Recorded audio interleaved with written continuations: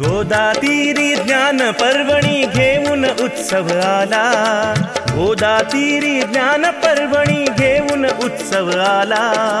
वसंत व्याख्यानमाला ही वसंत व्याख्यानमाला, वसंत व्याख्यानमाला आली वसंत व्याख्यानमाला। मुहूर्त मेढम गोरानडे न्यायमूर्तींनी रोवली, जोड त्याला वझेराव साहेबांची मग लाभली। कुसुमांच्या या गावामध्ये,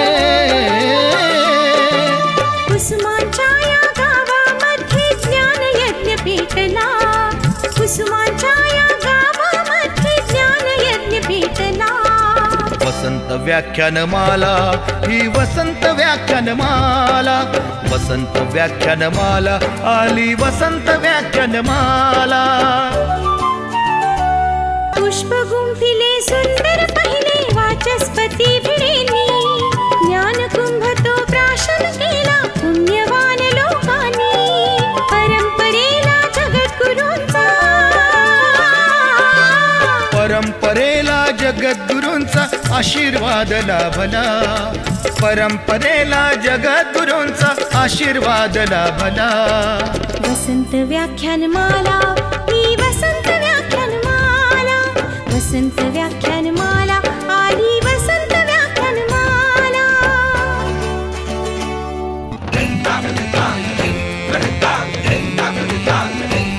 अहो देव मामले दार पटांगण फुलू फुलू लागले, लोकहिताला शिलेदार ही निस्वार्थी लाभले। खडतर होता मार्ग तरी पण, खडतर होता मार्ग तरी पण जागर ना थांबला, खडतर होता मार्ग तरी पण जागर ना थांबला। वसंत व्याख्यानमाला ही वसंत व्याख्यानमाला, वसंत व्याख्यानमाला आली वसंत व्याख्यानमाला। गांधी नेहरू सरोजिनी अंधोंडो केशव कर्वे, स्वप्न दिले स्वातंत्र्यवीरांनी स्वतंत्रतेचे नवे। स्वरलतिकेचा स्वरसागर हा, स्वरलतिकेचा स्वरसागर श्री गोदेला भेटला। वसंत व्याख्यानमाला ही वसंत व्याख्यानमाला, वसंत व्याख्यानमाला आली वसंत व्याख्यानमाला। आचार्यात्रे हिंदुहृदय सम्राट धडाडून गेले, विचारवंतांच्या प्रतिभेचे दर्शन येथे घडले। प्रबोधनाच्या नव्या युगाचा, प्रबोधनाच्या नव्या युगाचा पुरस्कार हा झाला, प्रबोधनाच्या नव्या युगाचा पुरस्कार हा झाला। वसंत व्याख्यानमाला ही वसंत व्याख्यानमाला, वसंत व्याख्यानमाला आली वसंत व्याख्यानमाला।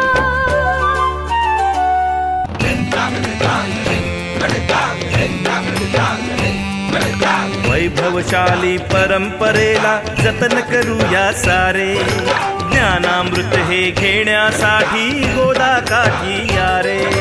कला गुणांचा संस्कारांचा, कला गुणांचा संस्कारांचा मंगलमय सोहळा, कला गुणांचा संस्कारांचा मंगलमय सोहळा। वसंत व्याख्यानमाला ही वसंत व्याख्यानमाला, वसंत व्याख्यानमाला आली वसंत व्याख्यानमाला। वसंत व्याख्यानमाला ही वसंत व्याख्यानमाला, वसंत व्याख्यानमाला आली वसंत व्याख्यानमाला, वसंत व्याख्यानमाला ही वसंत व्याख्यानमाला, वसंत व्याख्यानमाला आली वसंत व्याख्यानमाला। मालेचं 101व्या वर्षातलं आजचं 23वं पुष्प। आज भगवान गौतम बुद्ध यांची जयंती आहे। बुद्धम शरणम गच्छामी। त्याचबरोबर आजचं व्याख्यान स्वर्गीय कांताबेन रसिकलाल शहा यांच्या स्मृतिप्रित्यर्थ आयोजित करण्यात आला आहे. आजचं पुष्प गुंफण्यासाठी आपल्यामध्ये हाँगकाँग या देशातून डॉक्टर मनोज कुलकर्णी यांचं आगमन झालं आहे. टाळ्यांच्या गजरात आपण त्यांचं स्वागत करूया.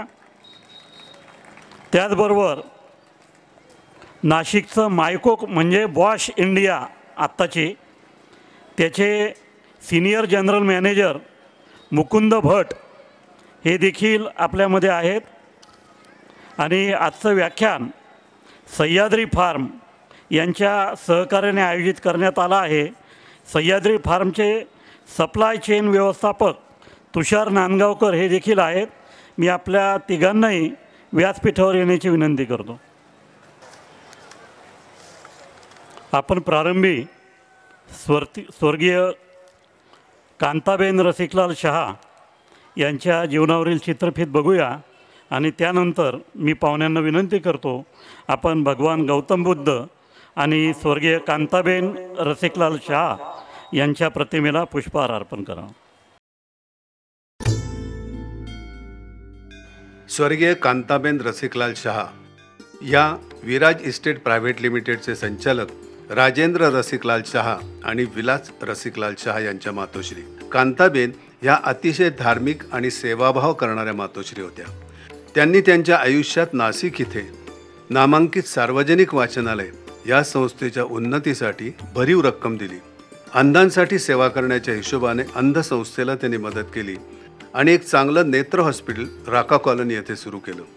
जैन बांधवांना स्वखर्चाने तीर्थ पालिताना येथे महाराष्ट्र भुवन धर्मशाळा बांधण्यामध्ये त्यांनी हातभार लावला. तसंच गिरनार तीर्थक्षेत्रामध्ये नवीन धर्मशाळा बांधण्याचा उपक्रम राबविला जात आहे. ते पूर्ण करण्याचे काम त्यांचे चिरंजीव राजेंद्र आणि विलास शहा पूर्ण करत आहेत. नाशिक येथे अंबिल भवनची स्थापना केली. विल्लोळी येथे नाशिकच्या वैभवामध्ये भर घालण्यासाठी जैन तीर्थ उभे केले आहे. राका कॉलनी येथील जैन बांधवांसाठी जैन मंदिराचे निर्माण केले. गाडगे महाराज धर्मशाळा येथे भरीव रक्कम देणगी म्हणून दिली. अशा प्रकारे विविध उपक्रम त्यांच्या हाताने त्यांनी पूर्णत्वाला नेले आहेत. स्वर्गीय कांताबेन रसिकलाल शहा यांना नाशिक वसंत व्याख्यानमालेतर्फे विनम्र अभिवादन.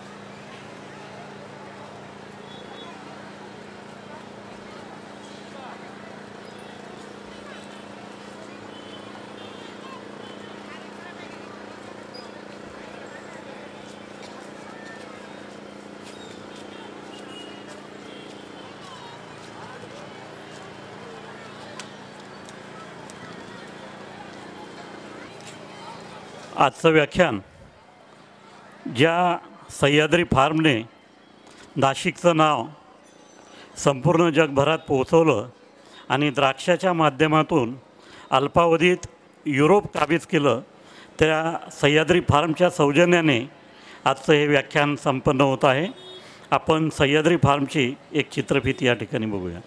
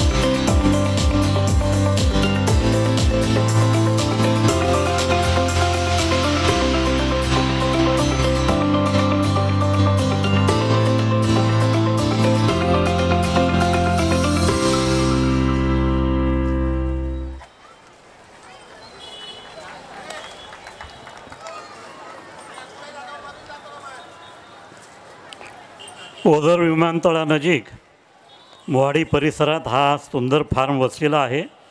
नागरिकांना देखील तो बघण्यासाठी उपलब्ध असतो. आपण जरूर एकदा त्या ठिकाणी भेट द्या. आपल्यामध्ये सेवानिवृत्त IPS अधिकारी हरीश बैजल उपस्थित आहेत. मी त्यांना व्यासपीठावर येण्याची विनंती करतो. आजचे वक्ते डॉक्टर मनोज कुलकर्णी यांचा परिचय आपण या ठिकाणी चित्रफितीच्या माध्यमातून जाणून घेऊया. नमस्कार. मनोज प्रभाकर कुलकर्णी हे एक बहुआयामी व्यक्तिमत्व आहे. ते आपल्या पुरवठा साखळी सप्लाय चेनमधील 30 वर्षापेक्षा अधिक काळाचा जागतिक पातळीवरचा प्रदीर्घ अनुभव, वयाच्या 50व्या वर्षी त्या विषयात मिळवलेली डॉक्टरेट आणि मराठीच्या प्रेमापोटी वेगवेगळ्या देशात राबवलेले विविध उपक्रम यांची अत्यंत सहज सांगड घालतात. ते सध्या हाँगकाँगमध्ये वास्तव्याला असून जॉन्सन इलेक्ट्रिक या हाँगकाँगमधील बहुराष्ट्रीय कंपनीत कॉर्पोरेट सप्लाय चेनचे प्रमुख म्हणून काम करीत आहेत. ते सप्लाय चेन मॅनेजमेंट, पुरवठा साखळी व्यवस्थापनातील तज्ज्ञ असून त्यांनी अभियांत्रिकी उद्योगात जागतिक तसेच स्थानिक पातळीवर पुरवठा साखळी कार्यालये स्थापन केली आहेत. गेली काही वर्षे त्यांनी आशिया पॅसिफिक क्षेत्रावर लक्ष केंद्रित केले आहे.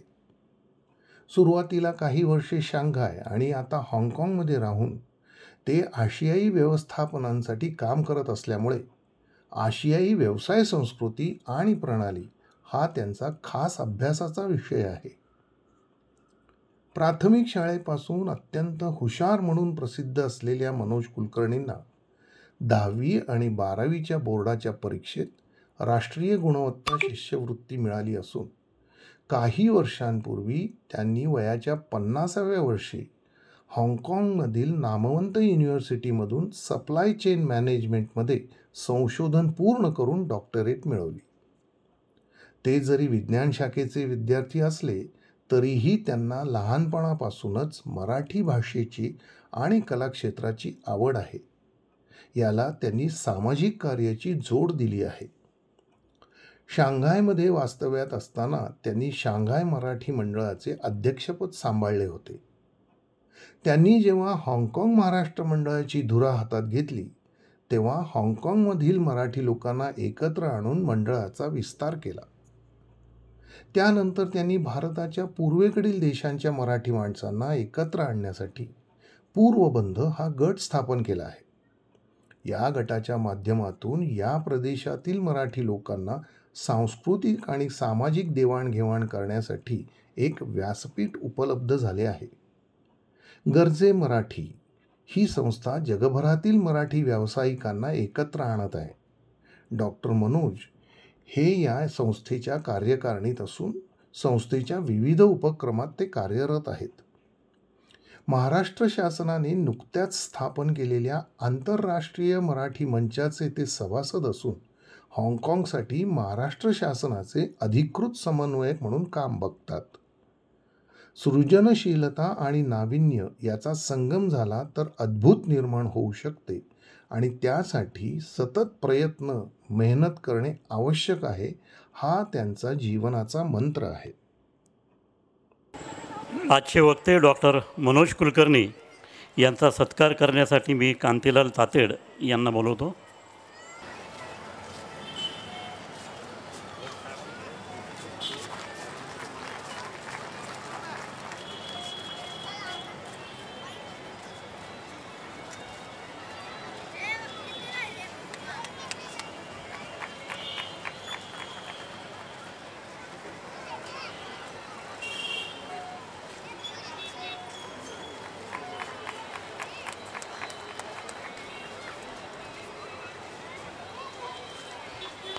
आपल्यामध्ये मायको म्हणजे आताची बॉश इंडिया लिमिटेडचे सिनियर जनरल मॅनेजर मुकुंद भट हे उपस्थित आहेत.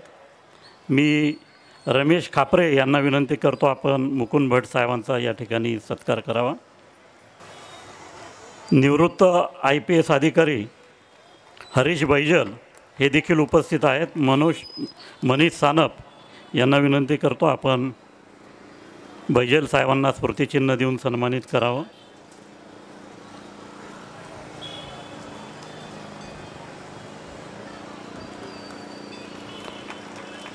आणि सह्याद्री फार्म्सचे तुषार नांदगावकर हे सप्लाय चेनचे व्यवस्थापक आहेत. मी शेळके यांना विनंती करतो आपण राजेंद्र शेळकेंना आपण तुषार नांदगावकर यांना स्मृतिचिन्ह देऊन सन्मानित करावं. वसन व्याख्यानमालेचा हा उपक्रम अनेक देणगीदारांच्या उदार मदतीमुळे सुव्यवस्थितपणे सुरू आहे. आज आपल्यामध्ये आपले रोज जे श्रोते उपस्थित असतात त्यापैकी ज्यांचं वय वर्ष 91 आहे परंतु ते मनाने 18 वर्षांचेच आहेत असे पांडुरंग रावबा चव्हाण यांनी आज संस्थेला 11,101 रुपयांची देणगी दिलेली आहे. मी त्यांना व्यासपीठावर आमंत्रित करतो आणि हेमंत देवरे यांच्याकडे त्यांनी व्याख्यानमालेचे सेक्रेटरी आहेत देवरे त्यांच्याकडे हा देणगीचा चेक द्यावा ही विनंती करू. आपले श्रोते आहेत माणिकराव सोनवणे यांना मी व्यासपीठावर येण्याची विनंती करतो. आहेत का माणिकराव?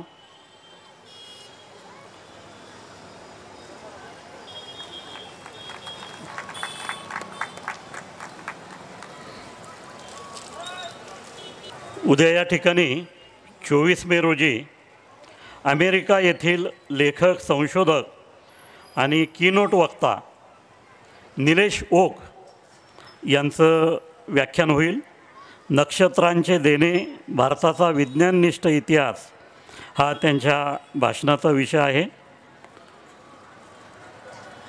त्यानंतर निलेश ओक हे रामायण आणि महाभारत यातील घटना कोणत्या दिवशी कोणत्या वेळेला घडलेल्या आहेत याचं विवेचन करणारं पुस्तक त्यांनी लिहिलं आहे. त्यामुळे निलेश ओक यांचं भाषण आपल्या सर्वांच्याच ज्ञानामध्ये भरपूर भर घालणारं ठरणारं आहे. आपण उद्याही मोठ्या संख्येने उपस्थित राहावं अशी आपल्याला विनंती आहे.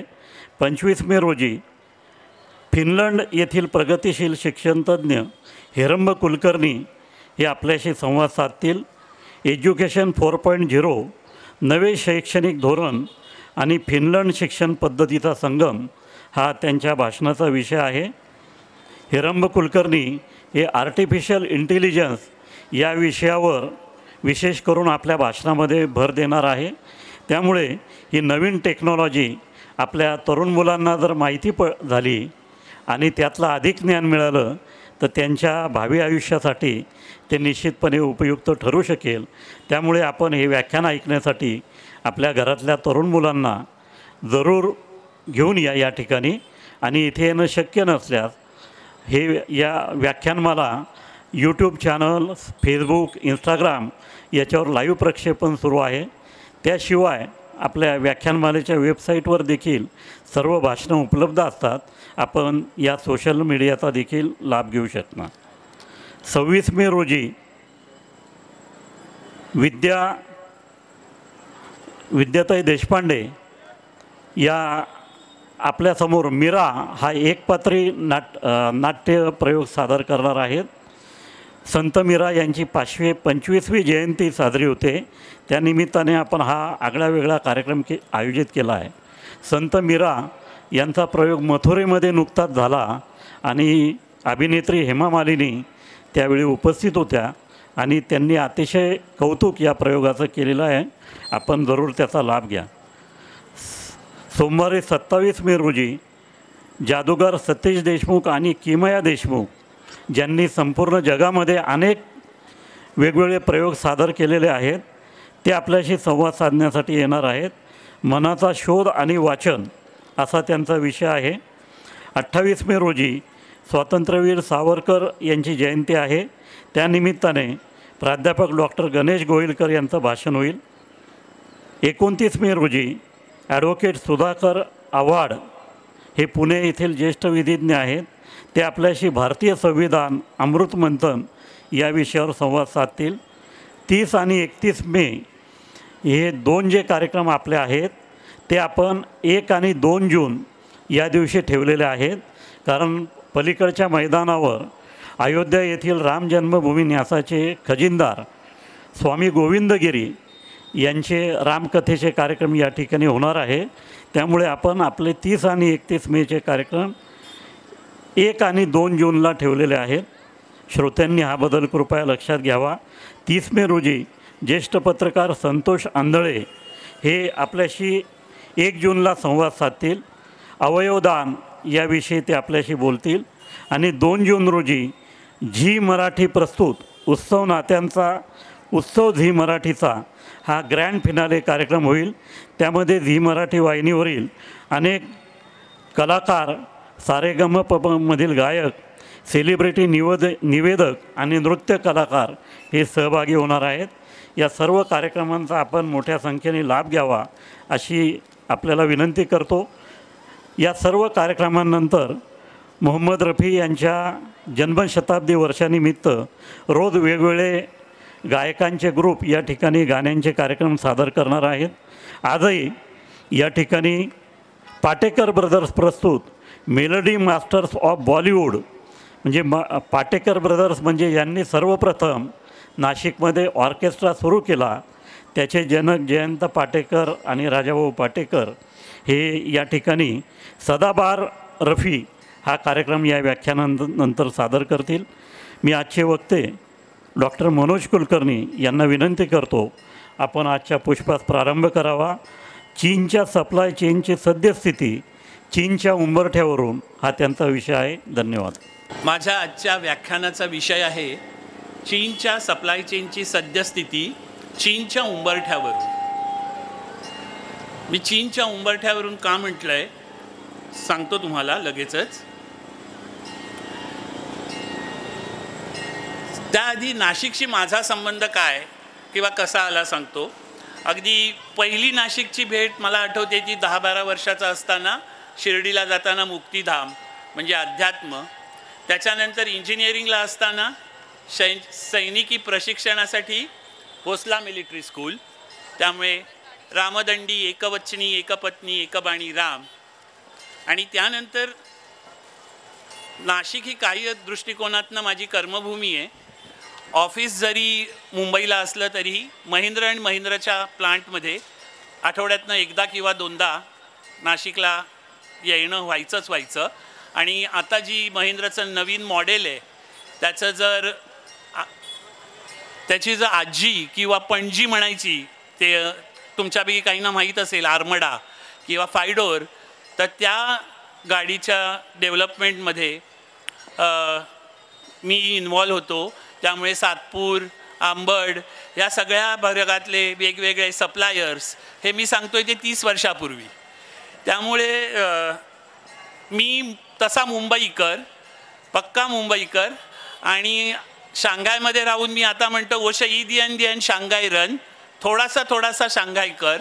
पण तरी मुंबईनंतर मला घडवणारी किंवा माझ्या जवळची असलेली शहर म्हणजे नाशिक. आणि आज इतक्या वर्षांनी पुन्हा नाशिकमध्ये यायला मिळतं आहे. आणि श्रीकांत बेणी सर संत व्याख्यानमालेचे आणि आनंद गानू गरजे मराठीचे जे व्याख्यान देऊन गेले, त्या दोघांमुळे मला या अतिशय उच्च परंपरा असलेल्या 100 वर्षाहून दीर्घ काळ चालणाऱ्या व्याख्यानमालेत भाग घ्यायला मिळतो आहे. त्याबद्दल मी त्यांचे आभार मानतो. आणि जाताना एकच, कधीही न चुकता कोंडाजी चिवडा आणि द्राक्ष नाशिकमधून जाताना घेऊन जायची. हे मला तेव्हाचं ते बस डेपो, गल्फ क्लब मैदान जवळचा, त्याच्या कोपऱ्यातलं कोंडाजीचं दुकान, नाशिक रोड 30 वर्षापूर्वीचं पण म्हणतो आहे, आठवतो आहे. आणि फार छान वाटतं आहे. आणि पुढचा काही एक 30-40 मिनटं सर जेवढा वेळ देतील तितका वेळ तुमच्याशी गप्पा मारायच्या आहेत. कारण मला माहिती आहे सगळ्यांना खूप कुतूहल असतं का चीनबद्दल किंवा हाँगकाँगबद्दल. सप्लाय चेनबद्दल आपण थोडंफार चर्चा करूच, पण त्याच्या आधी थोडंसं चीन आणि हाँगकाँगबद्दल. मी म्हटलं हाँगकाँग हा चीनचा उंबरठा आहे. जर तुम्हाला दिसत असेल तर हा पिवळा जो नकाशा दिसतोय तो हाँगकाँग आहे. हाँगकाँग हे एक बेट आहे, त्याचे 3 भाग आहेत. आणि ही जी दिसते ही चीन आणि हाँगकाँगची हद्द आहे, बॉर्डर आहे. त्यामुळे हाँगकाँगमधून चीनला आपण रेल्वेने जाऊ शकतो, रस्त्याने जाऊ शकतो, बोटीने जाऊ शकतो. म्हणजे मी ज्या कारखान्यात काम करतो तो चायनात आहे आणि मी राहतो हाँगकाँगला. त्यामुळे हाँगकाँगहून ट्रेनने जायचं बॉर्डरवर, तिकडे स्टेशनात व्हिसा करायचा, दोन्ही बाजूचं इमिग्रेशन करायचं आणि चायनात जायचं आणि संध्याकाळी पुन्हा चायनातनं परत यायचं. असं मी कितीदा तरी केलं आहे. त्यामुळे मला हाँगकाँगमध्ये राहून चायना आणि त्याचबरोबर भारत या दोन्हीकडे बघता येतं. आणि म्हणून मी म्हणतो हाँगकाँग हे चीनचा उंबरठा आहे आणि ह्या उंबरठ्यावरनं खूप काही शिकायला मिळतं, बघायला मिळतं. हाँगकाँगची ही स्कायलाईन, आकाशरेषा ज्याला म्हणता येईल, हाँगकाँगचं वैशिष्ट्य असं आहे, 1960 साली पु ल देशपांडे हाँगकाँगला गेलेले आणि पूर्वरंगमध्ये त्यांनी खूप छान लिहिलं आहे. निसर्गाची भरपूर देणगी, निसर्गाचं वरदान, त्यामुळे समुद्र आणि डोंगर, त्यामुळे समुद्रकिनारे, डोंगरावर तुम्हाला भटकंती करता येते, हायकिंग, सायकलिंग, चालणं. आणि जागोजागी हाँगकाँगमध्ये असे समुद्राचे तुकडे आणि डोंगर दिसतात. आणि त्याच वेळी माणसाचं कर्तृत्व, का ब्रिटिशांनी ही नगर इतकं सुंदर बसवलं आहे. तुमच्यापैकी बरीच जणं मुंबईत गेली असाल, काही जणं हाँगकाँगला गेला असाल तर तुम्हाला माहिती असेल की हाँगकाँग हे एक अत्यंत सुंदररित्या प्रचंड मेहनतीने बसवलेलं शहर आहे. हा जो दुसरं चित्र आहे ते माझ्या घराच्या अगदी जवळचं आहे. त्यामुळे हाँगकाँगमध्ये ठिकठिकाणी असा समुद्राला बांध घालून, मरीन लाईन्सला आपण मुंबईला बघतो तसं, चालण्यासाठी रस्ते. पण तेही रस्ते कसे, तर एक चालायला, एक धावायला, एक सायकलीला आणि एक चौथा म्हणजे तुम्हाला प्राणी किंवा काय घेऊन फेरफटका मारायचा असेल तर असे चौपदरी फुटपाथ हाँगकाँगमध्ये आहेत. अर्थात हाँगकाँग हे व्यापाराचं आणि आर्थिक केंद्र आहे. जगातल्या सगळ्यात महाग शहरांपैकी एक आहे. जागांचे भाव अतिप्रचंड आहेत. पण बाकी गोष्टी म्हणता येतील का ज्या सर्वसामान्य माणसाला लागतात त्यांची जी किंमती आहेत त्या ठीक आहेत. पण जागा अत्यंत महाग, कारण शेवट ते बेट आहे मुंबईसारखं. पण तरीही ते एक उत्कृष्ट बंदर आहे. त्याचप्रमाणे व्यापाराचं केंद्र आहे. चीनी कंपन्यांच्या कितीतरी ऑफिसं हाँगकाँगला आहेत.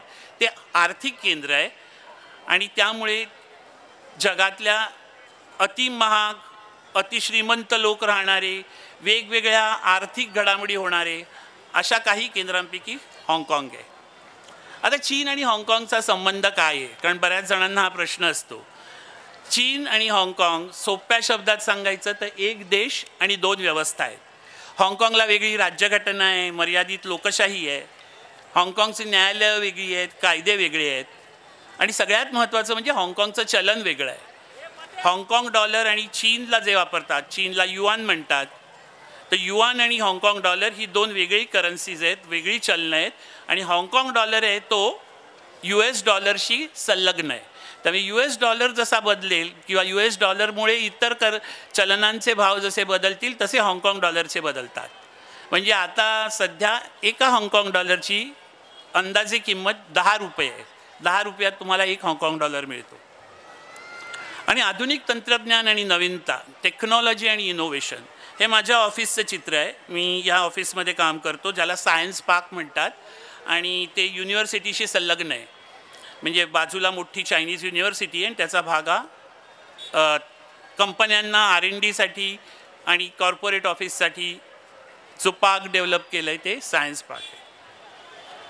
मराठी माणसं हाँगकाँगमध्ये काय आहेत, एक जाता जाता उल्लेख. हा माझ्याच घरचा गणपतीला आलेल्या मराठी आमच्या मित्रमंडळींचा फोटो आहे.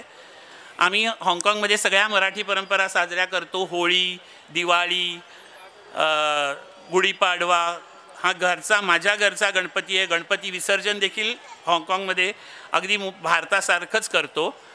त्यामुळे हाँगकाँगचं एक वैशिष्ट्य म्हणजे आपल्याला लागेल ते सगळं मिळतं. भारतातल्या भाज्यांपासून इकडची मेथीची भाजी दुसऱ्या दिवशी सकाळी हाँगकाँगमध्ये येते आणि हाँगकाँगमध्ये मराठी पण जपता येतं. हे हाँगकाँगचं वैशिष्ट्य आहे. हे झालं हाँगकाँगबद्दल. मी इकडे 12 वर्ष हाँगकाँगमध्ये राहतो आहे. आता हाँगकाँगमधून आपण थोडंसं जाऊया चीनमध्ये. चीनची संस्कृती काय आहे आणि त्यांचं सामर्थ्य काय आहे. तर चीन ही सोशलिस्ट कंट्री आहे. सामाजिक बाजार अर्थव्यवस्था असलेला समाजवादी देश आहे. कम्युनिस्ट नाही आहे चीनला. जरी कम्युनिस्ट म्हटलं तरी कम्युनिझमची जर तत्त्व बघितली तर साम्यवादापेक्षा समाजवादी आहे आणि आता तर तिथे सोशल मार्केट इकॉनॉमी आहे. तर चीनमध्ये स्वागत, चीनमध्ये जिथे जिथे आर्थिक केंद्र, एखादी इमारत असते, बँका असतात किंवा मोठी प्रासाद असतात, तिकडे हे 2 सिंह आहेत. हे 2 सिंह स्वागताला लावलेले असतात, स्वागताला त्यांचे पुतळे बसवलेले असतात. नि हाओ म्हणजे स्वागत. हे वर्ष आहे ते ड्रॅगनचं वर्ष आहे. आपलं जसं भारतीय पंचांग आहे की चंद्राच्या कलांवर असतं, त्याचप्रमाणे चिनी पंचांग देखील, चिनी वर्ष देखील चंद्राच्या कलांप्रमाणे चालतं. ड्रॅगन वर्ष हे आत्ताचं वर्ष जे आहे, म्हणजे आपलं जसा गुढीपाडवा असतो त्याच्या 1 महिना आधी चिनी वर्ष चालू होतं, नवीन वर्ष तेव्हा सुरू झालं. आणि चिनी ड्रॅगन जो आहे, हा चिनी ड्रॅगनचं वैशिष्ट्य असं आहे की तो एक शक्तिशाली किंवा यशस्वी या गोष्टीचं प्रतीक मानतात.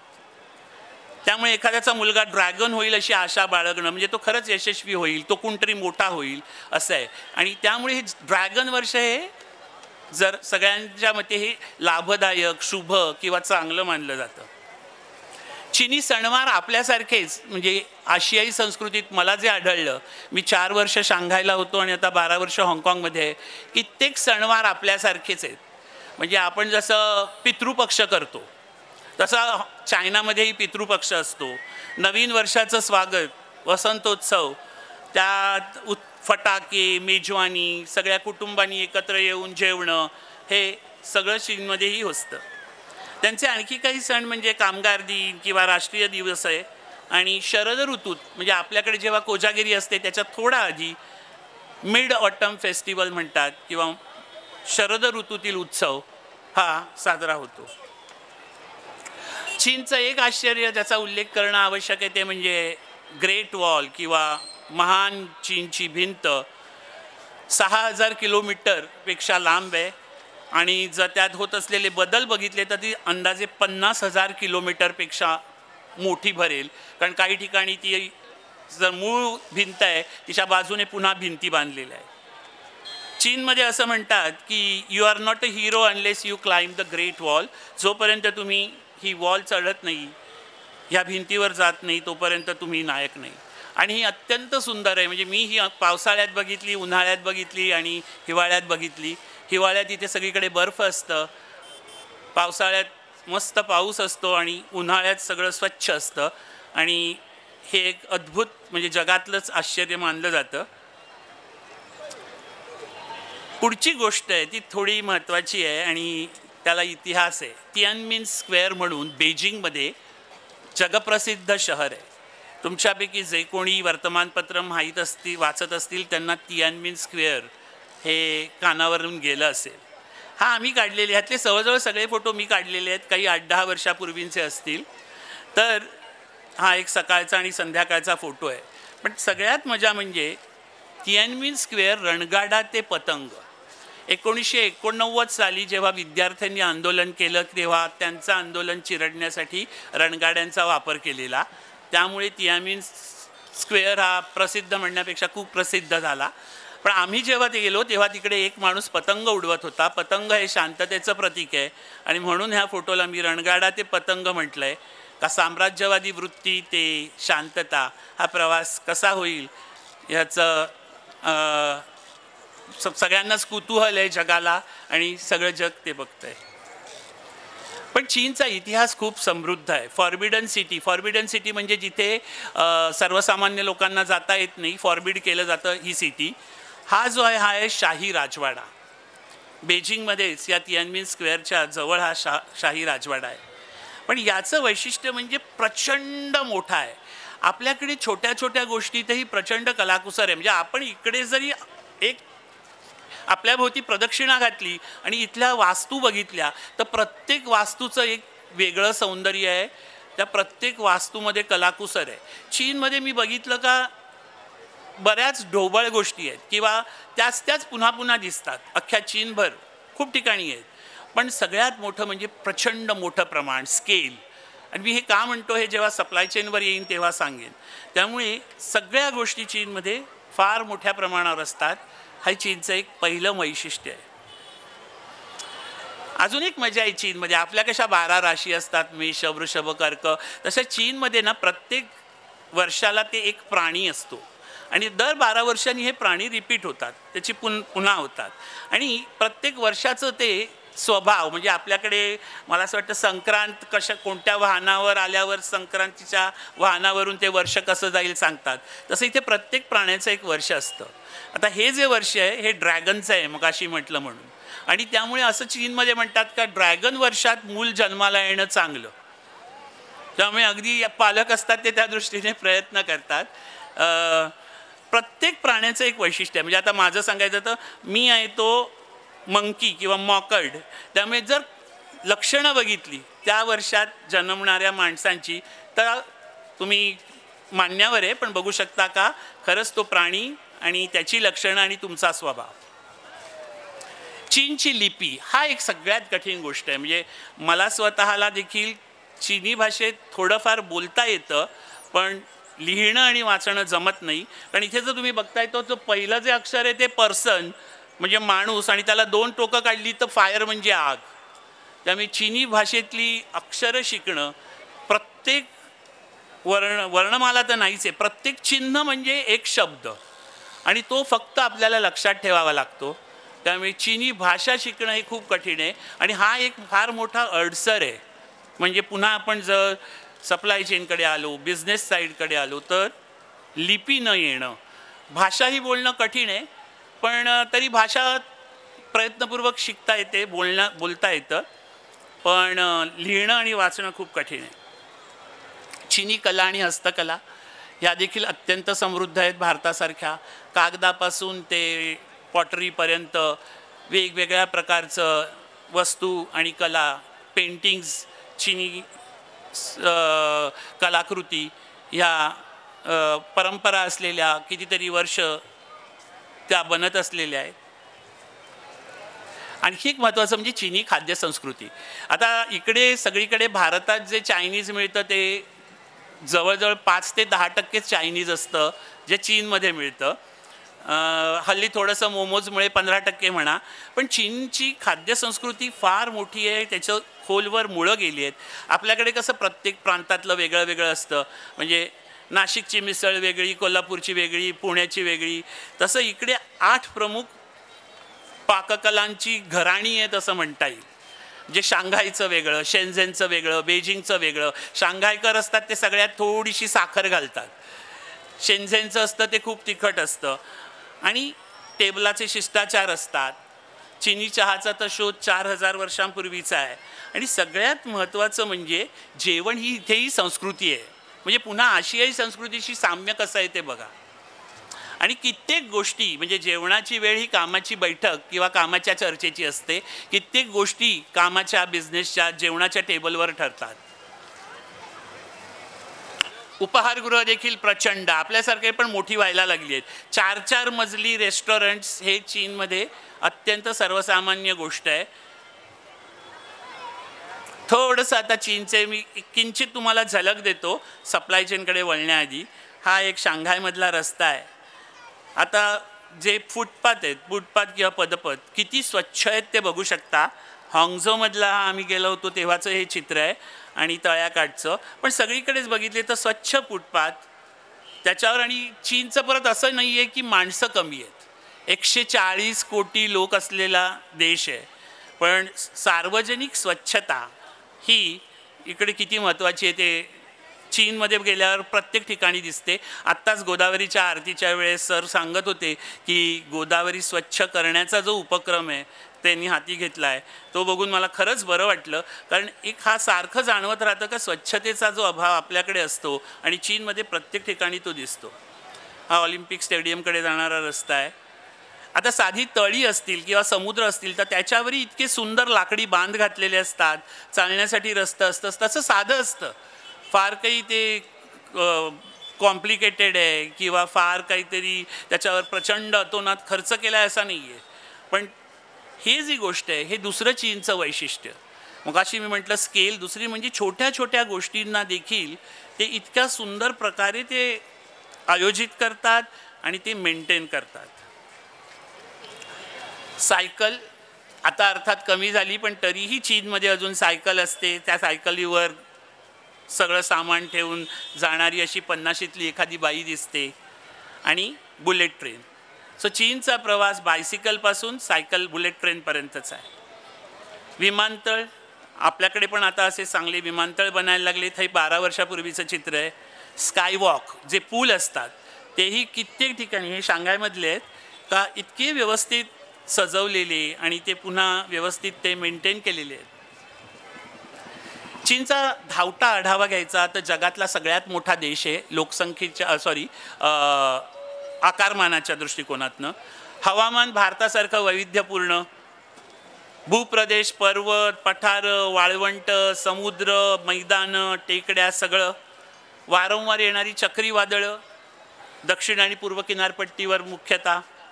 लोकसंख्या 143 कोटी, अर्थात भारताची त्याच्याशी स्पर्धा चालली आहे. नैसर्गिक साधनं संपत्ती भरपूर, कोळसा, पेट्रोलियम, नैसर्गिक वायू, लोह खनिज, तांब. तांदूळ पिकवण्यात चीनचा पहिला क्रमांक आहे, पण गहू, मका, तंबाखू, शेती व्यवसाय देखील आहे. उद्योगधंद्यात स्टीलपासून सेमीकंडक्टरपर्यंत 2 शब्द महत्त्वाचे आहेत आजच्या काळात, स्टील आणि सेमीकंडक्टर. त्याच्यावर पुन्हा येईन. पण सर्व प्रकारच्या वस्तूंचं उत्पादन होतं. ही तिसरं चीनचं वैशिष्ट्य आहे. संरक्षण उद्योग मजबूत आहे. ऑटोमोबाईल उद्योग हा तर आता मला असं वाटतं जगात नंबर 1 म्हणायला पाहिजे, इतक्या लेवलला आहे. अंतराळ संशोधन आणि विकास खूप मोठ्या प्रमाणावर चालला आहे. ज्यांना जरा फायनान्सचं बॅकग्राऊंड असेल त्यांच्यासाठी GDP 5.2% होता 2023मध्ये, आणि त्यामध्ये औद्योगिक क्षेत्र 31% आहे आणि ऑटोमोटिव्ह 11% त्या औद्योगिक क्षेत्रात आहे. कृषी क्षेत्र 60% आहे आणि मग सेवा, रिअल इस्टेट, तंत्रज्ञान हे अंदाजे 55%. थोडक्यात चीनचा आर्थिक परिस्थिती, त्यांची नैसर्गिक साधनं, तिथलं हवामान, लोकसंख्या ह्याचा एका पानात घेतलेला हा थोडक्यातला आढावा आहे. राजकीय भाषा म्हणाल तर भाषा मॅन्ड्रीन. चीनची भाषा मॅन्ड्रीन आहे, पण हाँगकाँगमध्ये कॅन्टोनीज बोलतात आणि दोन्ही भाषा इतक्या कठीण आहेत. म्हणजे मला मॅन्ड्रीन थोडं येतं, कॅन्टोनीज मला अजिबात येत नाही, कारण हाँगकाँगमध्ये इंग्लिश चालतं. पण चीनमध्ये काय होतं, मी शांघायमध्ये असताना सुरुवातीला माझा ड्रायव्हर होता, त्याला इंग्लिश चांगलं बोलता यायचं आणि मी त्याला मराठी शिकवलं. म्हणजे तो एअरपोर्टवर कोणाला आणायला गेला तर शांघायमध्ये आपलं स्वागत आहे इतक्या पातळीवर पोचलेला. मग 2 वर्षानंतर मला वाटलं आपल्याला काहीतरी चायनी आलंच पाहिजे, म्हणून मग मी चीनच्या एका कारखान्यात कामाला लागलो, जे आत्ताच्या कंपनीत काम करतो. आणि तिकडे मात्र अवतीभोवती चीनी असल्यामुळे चीनी बोलायची थोडी सवय झाली, करायला लागली. पण कठीण काय आहे चीनी भाषेत, एक छोटंसं उदाहरण. म्हणजे एक तुम्ही शब्द म्हणाला थांग, तर चीनी भाषेत त्याचा उच्चार थांग, थांग, थांग आणि थांग. आता ह्या एकाच थांग स्पेलिंगचे 4 अर्थ आहेत. एकाचा अर्थ साखर, एकाचा अर्थ सूप, एकाचा अर्थ गरम आणि एकाचा अर्थ तुम्ही आरामात पडलेला आहात, पहुडला आहेत. त्यामुळे बोलताना फार काळजी घ्यावी लागते. चीनचा ध्वज पंचतारांकित आहे, राजधानी बेजिंग आहे आणि चीनमध्ये चीनची कम्युनिस्ट पार्टी म्हणजे सर्वस्व आहे, CPC ज्याला म्हणतात. त्याचा नेता तो देशाचा अध्यक्ष असतो. 4 नेते, तुम्ही काहींची नावं ऐकली असतील. माओ, ज्यांनी कम्युनिस्ट चीनचे अध्यक्ष होते. त्याच्यानंतर डेंग शियाओपिंग जे आहेत, ज्यांना आधुनिक चीनचं शिल्पकार म्हटलं जातं. चीनची प्रगती 1978 ते 1990 या काळात झाली आणि त्याचं श्रेय डेंगना जातं. त्याच्यानंतर आले हू जिनताओ आणि आता जे आहेत ते शी जिनपिंग. मी परत या 4 जणांकडे येणार आहे, कारण एखादा नेता आणि त्याचा परिणाम जो देशावर होतो, देशाच्या संपूर्ण स्थितीवर होतो, ती 4 जण उदाहरणं आहेत. माओ, डेंग, हू जिनताओ आणि शी जिनपिंग. पुन्हा एकदा आपण त्यांच्याकडे जाऊ सप्लाय चेनच्या वेळेस बोलताना. आता चीनची प्रगती किती काळात झाली तुम्हाला माहिती. आपल्याला स्वातंत्र्य मिळालं 15 ऑगस्ट 1947 आणि चीनमध्ये 1949 साली PRC पीपल रिपब्लिक ऑफ चायनाची स्थापना झाली. म्हणजे आपण आणि चीन एकाच पातळीवर एकाच वेळी होतो. हे चित्र एक दाखवतं 2008 चीनचं रेल्वेचं जाळं किती होतं आणि आता 2020 किती आहे. जे मी शांघायला असताना 2 मेट्रो होत्या, त्या मी जाईपर्यंत 16 झालेल्या. आपल्याकडे पण बदल होत आहेत, आपल्याकडे पण रेल्वेचं जाळं वाढतं आहे, रेल्वे स्टेशनं सुधारत आहेत, पण ज्या प्रमाणात व्हायला पाहिजे त्या प्रमाणात होत नाही आहे. हा आपला प्रॉब्लेम आहे आणि हे चीनचं वैशिष्ट्य आहे. एखादी गोष्ट करायची झाली तर 100 म्हणजे तुम्हाला 100 पट करायचं असेल तर ते कसं करावं ते या चित्रातनं दिसतं. बरं, यात आणखी एक मजा आहे. ह्या स्लाईडमध्ये मी म्हटलं इतिहासाची जाणीव आणि वर्तमानातली जिद्द. इकडे जे डावीकडचं चित्र आहे ते आहे ते संग्रहालयं किती आहेत वेगवेगळ्या देशात याची आहे. उदाहरणार्थ अमेरिकेमध्ये 30,000 संग्रहालय आहेत, चायनामध्ये 6,500 संग्रहालय आहेत. पण एवढ्या ह्या लिस्टमध्ये हा जो कुठला अहवाल असेल त्यात पहिल्या 25 देशांच्या भारताचं नाव संग्रहालयांच्या आकड्यांमध्ये नाही आहे. त्यामुळे इतिहासाची जाणीव, पुन्हा एकदा मी गोदावरीच्या आरतीकडे येतो, कारण ही आरतीला वेगवेगळे डायमेन्शन्स आहेत असं मला वाटतं. इथे संस्कृती आहे, इथे स्वच्छता आहे आणि ह्या दोन्हीला जोडण्याचा जो प्रयत्न आहे तो फार महत्त्वाचा आहे. आणि दुसरा जो चार्ट आहे तो म्हणजे किती गाड्या बनतात. तुम्ही बघितलं तर चायनामध्ये 30 मिलियन गाड्या बनतात, म्हणजे 3 कोटी गाड्या बनतात वर्षाला. अमेरिकेमध्ये 1 कोटी आहेत. भारतामध्ये ते 5 मिलियन आहेत, म्हणजे 50 लाख झाला. 3 कोटी 50 लाख म्हणजे किती प्रमाणे लक्षात येईल. याला मी वर्तमानातली जिद्द म्हणतो. हे आलं हाँगकाँग आणि चीनबद्दल. थोडक्यात सांगितलं आहे कारण मला माहिती आहे वेळेचं बंधन आहे. सर कुठे आहेत, किती वेळ मी अजून बोलू शकेन बघतो. पण पुढची गोष्ट आपण जाऊया सप्लाय चेनकडे. आत्ताच सुंदर एक अप्रतिम व्हिडिओ फीत आपण बघितली. त्याच्यात माहिती नव्हती, फक्त चित्र होती. पण सप्लाय चेन म्हणजे काय अत्यंत सोप्या भाषेत. एका बाजूला सप्लायर आहे कच्चा माल देणारा, दुसऱ्या बाजूला कस्टमर आहे ग्राहक. कच्चा माल सगळा एकत्र करून परचेस, प्रोडक्शन, डिस्ट्रीब्युशन म्हणजे त्याच्यावर सगळ्या ज्या काही प्रक्रिया करायच्या आहेत त्या प्रक्रिया करून त्या कस्टमरपर्यंत पोचवणं, ग्राहकापर्यंत पोचवणं म्हणजे सप्लाय चेन. अत्यंत सोप्या भाषेत, पण आज जगातला अत्यंत किचकट कॉम्प्लिकेटेड विषय आहे. माझ्याबरोबर मला थोडं बरं वाटतंय, सप्लाय चेनचे अजून एक तज्ज्ञ पण माझ्या पाठी बसलेले आहे. मी द्राक्षाची सप्लाय चेन, त्यांनी खरं चित्र दाखवलं की द्राक्षाची सप्लाय चेन जेव्हा द्राक्ष तुम्ही लावता तर मला असं वाटतं 36, 48, 3-4 वर्षात खरं ते द्राक्षाचं झाड व्यवस्थित बहरतं. त्याच्यानंतर त्याचं क्लिनिंग, पॅकेजिंग आपण आत्ताच चित्रात पाहिलं. हे सगळं करायला समजा 4 ते 6 आठवडे लागले. नंतर ते हाँगकाँगला पोचायला आमच्या 1 आठवडा लागला आणि त्याच्यानंतर 1 आठवड्यातनं मी ते घरी विकत आणलं. हे जे चित्र आहे ना ते आत्ता एक मला असं वाटतं 3-4 महिने झाले आमच्याकडे हाँगकाँगमध्ये सानुका सीडलेस म्हणून नाशिकच्या द्राक्षांचा विक्री व्हायला लागली. आधी होत नव्हती आणि ती 5-10 मिनटात तिकडे जे शेल्फवर असतात ते संपतात. पण संपूर्ण सप्लाय चेनला म्हणजे किती आठवडे लागतात, तो किती जणांकडनं ते वस्तू हाताळली जाते, त्याच्यावर वेगवेगळ्या क्रिया होतात, हे यातनं लक्षात येतं. सो नाशिकच्या शेतातनं हाँगकाँगच्या माझ्या घरात यायला एक द्राक्षांचा प्रवास हा एवढा किचकट असतो आणि तो सप्लाय चेन याच्या अंतर्गत येतो. त्यामुळे सप्लाय चेन म्हणजे पुरवठा साखळी. एखादं विशिष्ट उत्पादन असेल किंवा एखादी सेवा असेल तर त्यात वेगवेगळ्या कंपन्या, पुरवठादार यांच्यातलं जे नेटवर्क आहे हे नेटवर्क म्हणजे सप्लाय चेन. मग त्यात उत्पादक येतात, विक्रेते येतात, गोदामं येतात, वाहतूक व्यवस्था येते, वाहतूक कंपन्या येतात, डिस्ट्रीब्युशन सेंटर, वितरण केंद्र येतात, किरकोळ विक्रेते येतात आणि वेगवेगळ्या कार्य म्हणा किंवा प्रक्रिया असतात त्यांचा त्यात समावेश होतो. आणि प्रत्येक सप्लाय चेनची गुंतागुंत वेगळी, आव्हानं वेगळी. म्हणजे उदाहरणार्थ द्राक्ष म्हटलं तर ॲग्रिकल्चर झालं. सेमीकंडक्टर जे उद्योग क्षेत्राशी आहेत त्यांना सेमीकंडक्टर या शब्दाचं आजचं महत्त्व कळेल. इलेक्ट्रॉनिक्स इंडस्ट्री, कोळसा ही कमोडिटी झाली. औषधं ही फार्मा इंडस्ट्री झाली.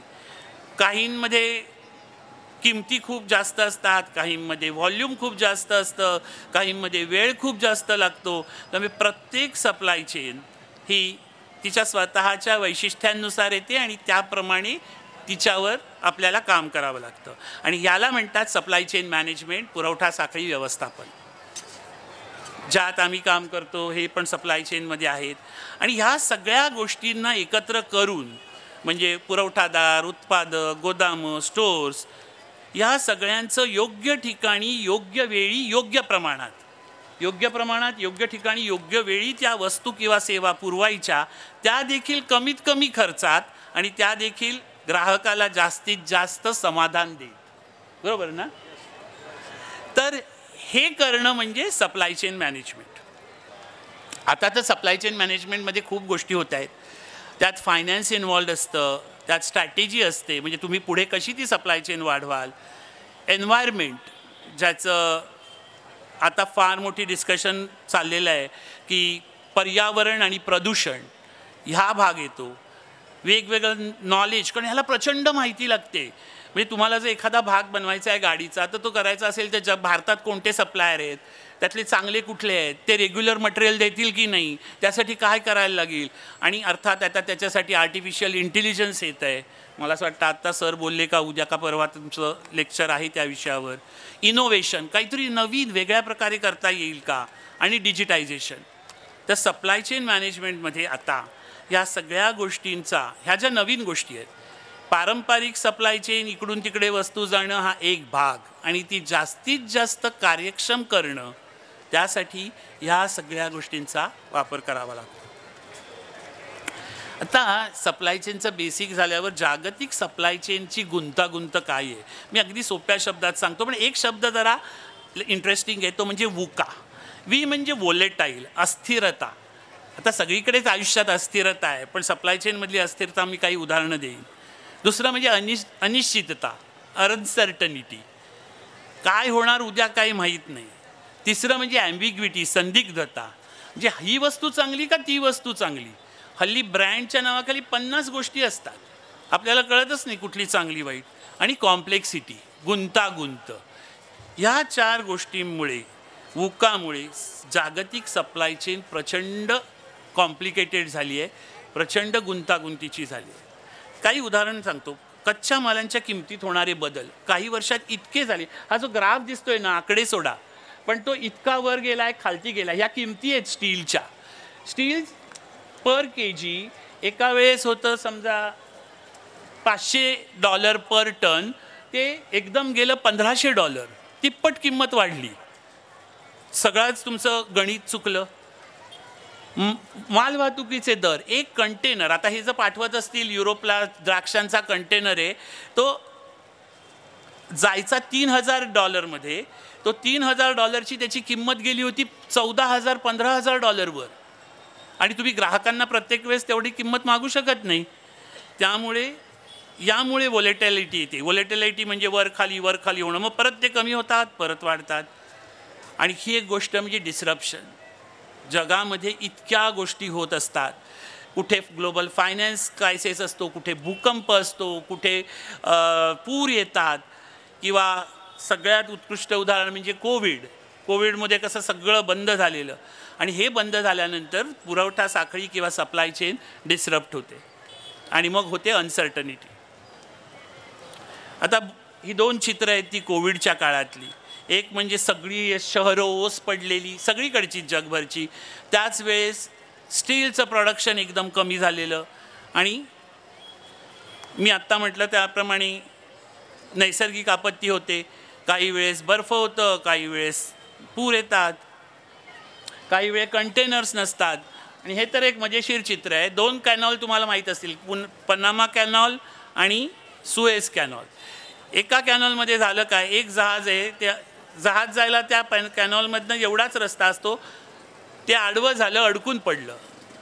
ते अडकून पडलं असं, त्यामुळे सगळी पुढचे जहाजं, म्हणजे आपल्या रस्त्यावर ट्रॅफिक जॅम होतं तसा ट्रॅफिक जॅम झाला. पण ते जहाज सरळ करणं हे सोपं नव्हतं. इकडे तरी तुम्ही काहीतरी एखादा माणूस उतरतो गाडीतनं, 4 शिव्या घालतो कोणाला, थोड्याशा इकडे हात वर खाली करतो आणि गाड्या सरळ करतो. पण इथे हे करायला कितीतरी वेळ गेला आणि त्या काळात सगळी जहाजं अडकून पडली. युद्ध आणि शहरबंदी ह्या दुसऱ्या 2 गोष्टी. युद्ध, युक्रेनचं युद्ध असो, इस्रायल असो, किंवा आता इराणमध्ये काय होणार माहीत नाही, इराण असो, तर ही युद्ध होतात तेव्हाही सप्लाय चेन डिस्टर्ब होते. सेमी कंडक्टर म्हणजे इलेक्ट्रॉनिक्स चिप्स जी असते, आणि याचं महत्त्व एवढंच तुमच्या सगळ्यांसाठी का सगळेजण मोबाईल वापरतात. आता एक मोबाईलचंच उदाहरण देतो सेमीकंडक्टरच्या. एक मोबाईल जो तुमचा असतो प्रत्येकाकडे इकडे, त्या मोबाईलमध्ये जे भाग असतात ते अंदाजे 40 देशातनं त्याचं मटेरियल आलेलं असतं. 40. त्यातले एखाद दुसरा जरी काहीतरी लफडं झालं का ते पूर्ण मॅन्युफॅक्चरिंग प्रॉब्लेम होतो. सेमीकंडक्टरचा मध्यंतरी तुटवडा झालेला आणि त्याला 2 वर्ष आधी ऑर्डर द्यायला लागत होती. म्हणजे आज मी दिली सेमीकंडक्टरची आणि चिप्स सगळीकडे वापरतात, मोबाईलपासून सगळीकडे इलेक्ट्रॉनिक्स इक्विपमेंटमध्ये 2 वर्ष तुम्हाला थांबायला पाहिजे. आणि 2 वर्षात काय होणार कोणाला माहीत नसतं. वाहतुकीचा वेळ वाढला, काही इन्व्हेंटरी वाढते. माझे महिंद्राचे मित्र इकडे आहेत आणि इन्व्हेंटरीवरनं किती दररोज आरडाओरडा, चर्चा, डिस्कशन. इन्व्हेंटरी म्हणजे तुमचा जर वेळ वाढला, तुम्हाला समजा 2 आठवडे लागत असतील एका ठिकाणाहून दुसरीकडे माल न्यायला, त्याच्याऐवजी समजा 4 आठवडे लागले या सगळ्या प्रॉब्लेम्समुळे, समस्यांमुळे, तर तुम्हाला 4 आठवड्याची इन्व्हेंटरी ठेवली पाहिजे.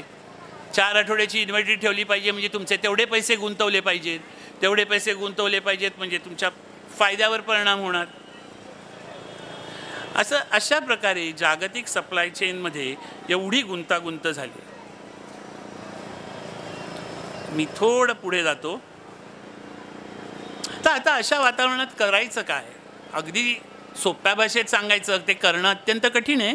व्हॉलेटिलिटीसाठी तुमच्याकडे विजन हवी, दूरदृष्टी हवी. मला काय होणार आहे, नाशिक 50 वर्षांनी कसं असणार आहे, 25 वर्षांनी, 10 वर्षांनी मला काही विजन हवं. एवढं ते वाढणार आहे, म्हणजे एवढी सप्लाय चेन कॉम्प्लिकेटेड होणार आहे. अनसर्टनिटी, त्यासाठी अंडरस्टँडिंग पाहिजे तुम्हाला, परिस्थितीचं सगळी माहिती पाहिजे. ॲम्बिग्विटीमध्ये तुम्हाला एजिलिटी म्हणजे चपळता पाहिजे. म्हणजे काही घडलं का लगेचच्या लगेच ॲक्शन घेता आली पाहिजे. बाबा हा तो ट्रक अडकला आहे ना, तू असं कर आणि तो ट्रक 10 मिनिटात सोडव. हे अगदी सोपं उदाहरण झालं. आणि कॉम्प्लेक्सिटी, त्यासाठी तुमच्याकडे भरपूर माहिती पाहिजे, तुमच्यात स्पष्टता पाहिजे. त्यामुळे व्हॉलेटिलिटीला विजन, अनसर्टनिटीला अंडरस्टँडिंग, ॲम्बिग्विटीला एजिलिटी आणि कॉम्प्लेक्सिटीला क्लॅरिटी. ह्या गोष्टी असतील तर ह्या वुकावर, जागतिक सप्लाय चेनमधल्या या गुंतागुंतीवर तुम्ही मात करू शकता. आता आपण जाऊ चीनच्या सप्लाय चेनकडे. मी थोडक्यात सांगतो. 40% GDP. एक लक्षात घ्या, चीनचा जो बेस आहे GDPचा तो प्रचंड मोठा आहे आणि चीनचं आर्थिक प्राधान्य त्याला आहे. पण आता परिस्थिती तेवढी सोपी नाही आहे, फार कठीण आहे. वित्तीय तुटीचं लक्ष आहे 3% GDPच्या 2024साठी. पण त्यासाठी कन्झम्पशनमध्ये वाढ झाली पाहिजे, वस्तूच्या वापरामध्ये वाढीची गरज आहे. चीनचं आत्तापर्यंतचं मॉडेल होतं ते एक्सपोर्टवर अवलंबून होतं, निर्यात. म्हणजे चीनमध्ये वस्तू बनवायच्या आणि जगभर विकायच्या. पण आता निर्यातीला मंदी येत चालली आहे. त्याची वेगवेगळी कारणं आहेत. अजूनही गुंतवणूक चलित अर्थव्यवस्था म्हणजे चीनमध्ये मी म्हटलं सगळं भव्य असतं, मोठं असतं. त्याची दुसरी बाजू काय का त्या मोठं बनवायला, भव्य बनवायला तेवढे पैसे गुंतवावे लागतात. त्यामुळे गुंतवणूक चलित अर्थव्यवस्था आहे. त्यामुळे त्याचा परतावा मिळेल की नाही हे प्रश्न निर्माण होऊ शकतो. आणि GDPतली वाढ म्हणजे उत्पन्नातली वाढ नव्हे, संपत्तीचं पुनर्वितरण. जरी मी म्हणून म्हटलं चीन कम्युनिस्ट का नाही म्हणत मी, कारण कुठेही श्रीमंत होत आहेत, गरीब होत आहेत, ती दरी आहेच. आणि संपूर्ण जागतिक अर्थव्यवस्था चीनवर किती अवलंबून आहे हा आणखी एक प्रश्न आहे. चीनची सामाजिक स्थिती कशी आहे, चीनमध्ये काय आहे? एक तर रोजगार ग्रामीण भागातून शहरांकडे स्थलांतर होतं आहे आणि आता बेरोजगारी वाढती आहे, कारण डिजिटायझेशन होतं आहे, ऑटोमेशन होतं आहे. चीनच्या देखील विविध प्रांतात आर्थिक विकासातला असमतोल आहे. कारण चीन भारतासारखाच आहे, मोठा देश आहे. खूप जिल्हे नाही म्हणत, राज्य नाही म्हणत, पण प्रांत आहेत. प्रत्येक प्रांताचं वैशिष्ट्य आहे, समस्या आहेत. आणि सामाजिक स्थैर्य वरवर दिसणं आणि खरं किती असणं हाही एक छोटा फरक आहे. चीनचं आणखी एक गोष्ट झाली, 60 वर्षात लोकसंख्या घटली आणि वृद्धत्वाची समस्या आहे. भरपूर वृद्धत्व, ज्येष्ठ नागरिक आहेत, त्या मानाने तरुणांची संख्या कमी आहे. भारताचं आता जर भारताकडे एक बघायचं झालं तर भारताचं सगळ्यात मोठी आत्ताचं वैशिष्ट्य किंवा पॉझिटिव्ह गोष्ट आहे की तरुणाई, अर्थात त्या तरुणाईला कामाला कसं लावायचं हा भाग वेगळा. पण चीनमध्ये काय आहे का पालक जे होते ना ते आर्थिक भरभराटीच्या काळातले आहेत. म्हणजे आता आपण पण सगळ्यांनी एक जी अवस्था बघितली आहे भारताबद्दल थोडीशी आहे चीनबद्दलही, का पूर्वी एक जी होती त्याच्यातनं म्हणजे आज जो गरिबीतनं मध्यम वर्ग, मध्यम वर्गातनं अतिमध्यम वर्ग, वाढणारा मध्यम वर्ग, तर पालक हे आर्थिक भरभराटीतले आहेत. आणि तरुण पिढी जी आहे त्यांना आता असं झालं आहे का त्यांना व्यावसायिक मुलं म्हणतात, पण नोकरीसाठी अत्यंत स्पर्धात्मक बाजारपेठ आहे. ते खालतून इथपर्यंत येणं सोपं झालेलं पालकांना, किमान मी आपल्या, पण तिथून पुढे वर जाणं हे सोपं नाही आहे. शासकीय शिक्षण महाग आहे, शहरातली घरं महाग आहेत. पण बीजिंगचं असं म्हणणं आहे, बीजिंग म्हणजे केंद्र सरकार चीनचं, कडूपणा खा, ईट बिटरनेस, थोडंसं सहन करा. आणि कृत्रिम बुद्धिमत्तेचा किती प्रभाव पडतोय माहीत नाही, पण मी आजच बातमी बघितली का इकडे पण IIT मधल्या कितीतरी मुलांना 3000 का काय का नोकऱ्या नाही आहेत, कारण पूर्वी 3 माणसं जे काम करायचे ते AI मुळे 2 माणसं करायला लागले. चीनमध्ये ते डिजिटायझेशन प्रचंड प्रमाणावर होत आहे. आणखी काही आव्हानं आहेत. नैसर्गिक संसाधनं आणि नैसर्गिक वातावरण, मी आत्ता म्हटलं प्रदूषण, खूप वापर होतो. कोळशाचा वापर प्रचंड आहे ऊर्जेसाठी, त्यामुळे प्रदूषणाची समस्या आहे.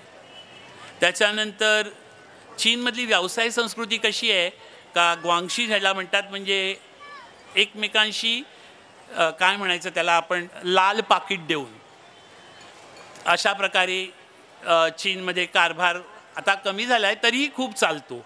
आणि त्यामुळे त्यात तुम्हाला नेटवर्क एस्टॅब्लिश करायला लागतं, तुमच्या ओळखी कराव्या लागतात आणि तरच ते करता येतं. बरं, बाहेर मला जेव्हा म्हणतात चीनबद्दल पहिला प्रश्न विचारला जातो तो क्वालिटी किंवा गुणवत्ता, त्यामुळे ब्रँडबद्दल शंका आहेच. अर्थात तसं नाही आहे, चीनमध्येही क्वालिटी प्रॉडक्ट्स असतात आणि कमी क्वालिटीचे असतात. जागतिक राज्य व्यवस्थेत चीनचं एक वेगळेपण आहे, त्यांचा स्वतःची मतं आहेत आणि चीनची एकंदरीत विश्वासार्हता ही काही वेळेस त्याबद्दल प्रश्न आहेत. चीनमधले असंतोष 2-3 आहेत. एक म्हणजे काही बुद्धिजीवींना जेव्हा असं वाटतं, सगळ्याच देशांमध्ये असं होतं का विद्यार्थी, बुद्धिजीवी, काही जणांना वाटतं का एकचालकांवरती राजवटीकडे जातोय, तर जिनपिंग जे आताचे अध्यक्ष आहेत तसे जात आहेत, तो असंतोष आहे. बेरोजगारीमुळे वाढणारा असंतोष आहे आणि काही अल्पसंख्याकातला असंतोष आहे. पण हे सामाजिक प्रॉब्लेम्स देखील चीनमध्ये आहेत. सप्लाय चेनमधले धोके बघा, हवामान बदलतं, आत्ता आपण बोललो. जिओ पॉलिटिकल अपसेट ज्याच्याबद्दल बोलूया, अमेरिका आणि चीनचं काय चाललं आहे. सक्तीची मजूर, चिप्स सेमीकंडक्टरच्या, सायबर सुरक्षा चोरी, सध्याची अर्थव्यवस्था आणि लोकसंख्येचा एकंदर डेमोग्राफिक बदल जो मी बोललो. त्यामुळे आता काय चाललं आहे का असं म्हणतात का चीनची supply chain, great supply chain shift has begun. चीनमधनं हळूहळू सप्लाय चेन ही चीनच्या बाहेर जायला लागली आहे. पण त्यातही खूप कठीण, त्यात खूप प्रॉब्लेम्स आहेतच. आपण भारताविषयी बोलू तेव्हा ते बघू. पण तरी China+1 स्ट्रॅटेजी म्हणतात, म्हणजे चीनमध्ये तुम्ही वस्तू बनवाच मोठ्या कंपन्या, पण चीनशिवाय दुसरा आणखी एक पर्याय शोधा. 4 गोष्टी चीनच्या सप्लाय चेनविषयी. एक म्हणजे त्यांना न्यू ड्रायव्हर्सची गरज आहे. आता ग्रोथ कशी करायची, कारण एक्सपोर्टवर अवलंबून राहता येणार नाही आहे.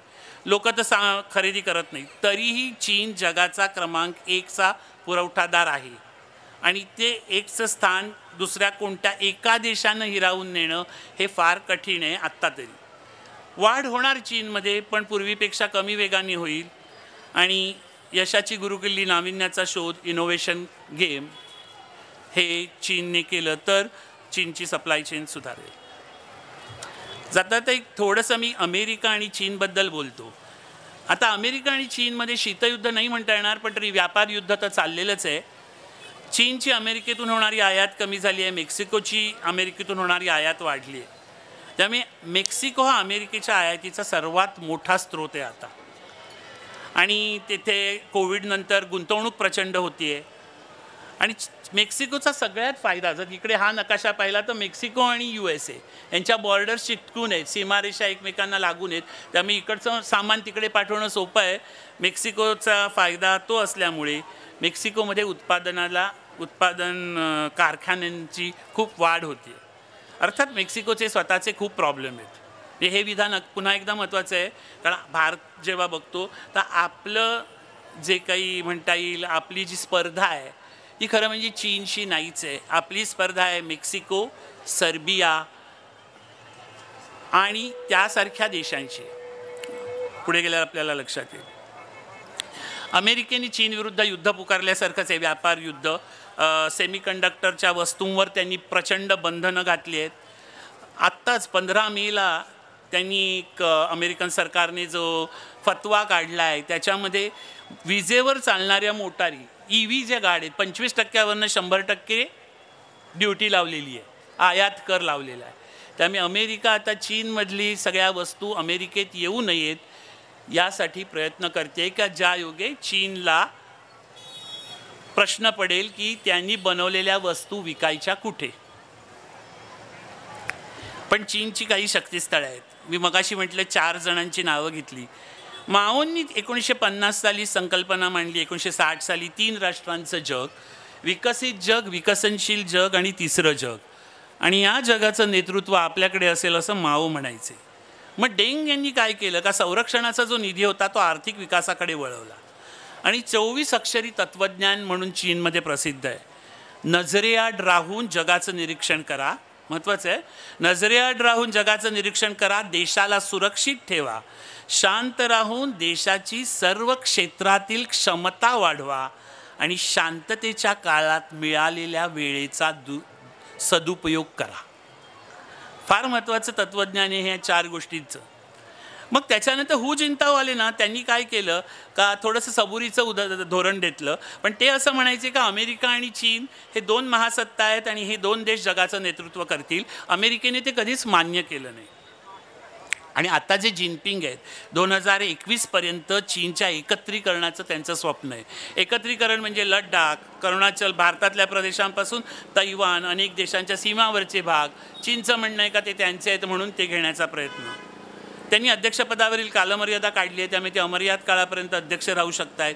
2049पर्यंत त्यांनी ध्येय ठरवलं आहे आणि 2025पर्यंत जगातील तंत्रज्ञानाच्या दृष्टीने सगळ्यात आधुनिक देश चीनला बनवायचं हे त्यांचं स्वप्न आहे.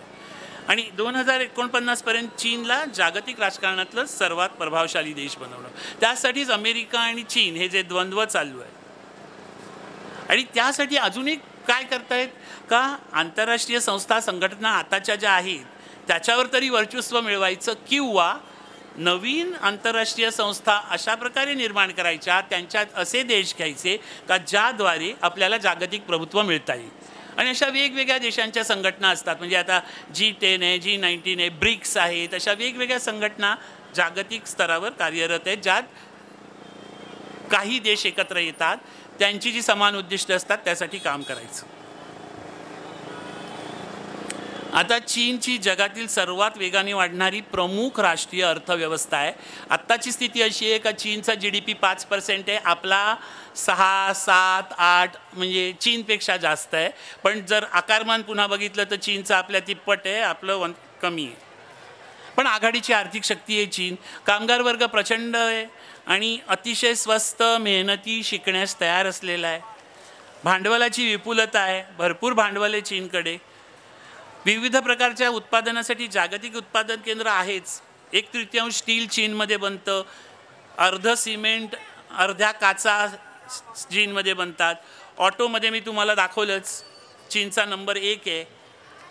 स्थिर मालमत्तेतील गुंतवणुकीचा वेग आहे तो पण वाढलेला आहे, विस्ताराचा जो वेग आहे. उपकरणं, कारखाने, घरं, परंतु गुंतवणुकीची कार्यक्षमता कमी आहे. रिटर्न ऑन इन्व्हेस्टमेंट ज्याला म्हणतात ते कमी आहे. आणि जागतिक अर्थव्यवस्थेत म्हटल्याप्रमाणे त्यांना नंबर 1 बनायची इच्छा आहे. त्यामुळे हा जो खेळ आहे ना, दिस इज द गेम. बदल, सुधारणा, विकास. मग श्रम खर्चाचं व्यवस्थापन करणं याचं एक उदाहरण सांगतो. मॅनेजिंग लेबर कॉस्ट म्हणजे काय. मी 8-10 वर्षापूर्वी आमची कंपनी जी आहे ना ती छोट्या मोटर्स बनवते, ज्या मायक्रो मोटर्स ज्या गाडीत असतात. आपली जी कार असते ना, आता तुम्ही पूर्वी ते काच अशी फिरवावी लागायची, आता तुम्ही फक्त टिक करता मोटर ती वर खाली जाते. असं गाडीत 50 मोटर्स असतात छोट्या. आणि मोठी जी गाडी असते किंवा ती टॉप मॉडेल्स जे असतात त्याच्यात 300 मोटर्स असतात. पण आमची कंपनी ही आता दिवसाला चीनमध्ये 30 लाख मोटर बनवते, वेगवेगळ्या प्रकारच्या 30 लाख. त्या सगळ्या गोष्टीसाठी, ऑटोमोबाईलपासून प्रिंटिंगसाठी, कॅमेरासाठी, जिथे लागेल तिथे. तर सांगायचा मुद्दा की काही वर्षांपूर्वी एक मोटर बनवायला आमच्याकडे असेंब्ली लाईनवर अंदाजे 22 ते 23 वर्कर लागायचे, कामगार. मग कारण तेव्हा काय होतं, सगळ्यांना काम, माणसं खूप आहेत, माणसांकडनं करून घ्या काम. हळूहळू आम्ही सेमी ऑटोमॅटिक चालू केलं. 30 मोटर 7 माणसं बनवायला लागली आणि आता 30 मोटर 3 माणसं बनवतात. 3 माणसं म्हणजे 21 माणसांवरून 3 माणसं बनवतात. आता ह्याचं झालं काय, तर 8 वर्षापूर्वी जेव्हा मी मोटरची कॉस्ट ती जर भारतात बनवली आणि ती जर चायनात बनवली तर काय होईल याचा अभ्यास करत होतो. आणि तो अभ्यास करताना असं लक्षात आलं का भारताची आणि चायनाची कॉस्ट सारखी आहे जवळपास, कुठे थोडं कमी जास्त आहे. एकच मोटर दोन्ही ठिकाणी बनवायची झाली तर. पण तेव्हा चीनचा कामगारांचा जो रेट आहे, पगार आहे, ते पगार असे वाढत होते, दुपटीने तिपटीने वाढत होते. त्यामुळे तेव्हा असं चित्र होतं, ओ चीनमधल्या कामगारांचे पगार वाढत गेले तर भारत आपोआप स्वस्त होईल. पण चीनने काय केलं का, त्यांनी एवढं डिजिटायझेशन, ऑटोमेशन केलं का ती जी कॉस्ट असते, मॅन्युफॅक्चरिंग कॉस्ट किंवा लेबर कॉस्ट, ही आपोआप कमी आली. आता जर पुन्हा मी केलं, आता पुन्हा करतो, आमचा प्लांट पण आहे चेन्नईमध्ये. माझ्या कंपनीचा गेली 12 वर्ष प्लांट आहे. 6-7 वर्षात ब्रेक इव्हन झालेला आहे आणि आमचा अनुभव भारताचा खूप चांगला आहे. आता वाढवायचं की नाही हा प्रश्न आहे, एक ग्रो करायचा का प्लांट.